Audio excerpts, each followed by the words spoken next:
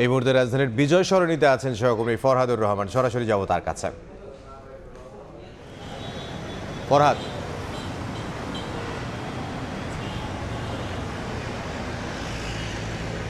কেউ 1 ঘন্টা, কেউ 2 ঘন্টা অপেক্ষা করে রাজধানীর তেজগাঁওয়ের ফিল্ম স্টেশন থেকে তেল সংগ্রহ করছেন। বিশেষ করে বাইকারদের কষ্টটা একটু বেশি, কেননা আজকে দিন দুপুর নাগাদ তারা আসলে 2 লিটার তেল পাচ্ছেন সরকার নির্ধারিত সিলিংয়ের আওতায়। তবে দুপুর 2টার পর থেকে আমরা দেখতে পাচ্ছি এই স্টেশনে, এই ফিল্ম স্টেশনে 5 লিটার তেল তারা নিতে পারছেন।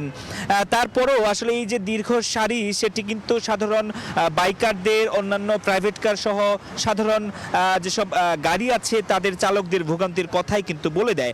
তারা প্রত্যেকে বলছেন রাজধানীর বিভিন্ন পাম্পে তারা ঘুরেছেন। অনেকেই বলছেন যে 4-5টা পাম্প ঘুরে এই পাম্পে সে তার তেল পাচ্ছেন। তবে এই পাম্প, এই যে সংকটের কথা বলা হচ্ছে রাজধানীতে জ্বালানি তেলের সংকট, সেটি শুরু হওয়ার পর থেকেও কিন্তু এখানে এই পাম্প কর্তৃপক্ষ তারা চলমান রেখেছেন তাদের কার্যক্রম, তারা সরবরাহ ঠিকঠাক পাচ্ছেন। তবে কয়েকটি পাম্পে আমরা কথা বলেছি, তারা যেটি বলছেন যে তারা চাহিদা মতন তেল পাচ্ছে না। যদিও সরকারের পক্ষ থেকে বারবার বলা হচ্ছে চলতি মাসের যে চাহিদা সেটি কিন্তু সরকার তাদের কাছে রেখেছেন, অর্থাৎ পাম্পগুলোর কাছে তারা সরবরাহ করতে সচেষ্ট আছেন।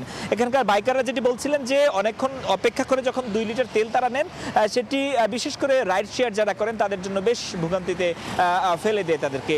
পাশাপাশি আমরা যেটি দেখেছি, আসলে এখানে যারা প্রাইভেট কার কিংবা অন্যান্য যানবাহন যারা নিয়ে এসেছেন তারাও দীর্ঘক্ষণ সময়, কাউকে আমরা দেখেছি 3 ঘন্টা অপেক্ষা করে এই পাম্প থেকে তেল সংগ্রহ করেছেন। তবে অন্যান্য পাম্পে যেসব চিত্র দেখা যাচ্ছে সেখানে কিন্তু গতকাল রাত 2টা 3টা কিংবা আজকে ভোর থেকে তারা তেল পাচ্ছেন না, এবং এইটি পাম্প কর্তৃপক্ষ তাদের তেল না পাওয়ার যে ব্যাপার সেটি সামনে আনছেন।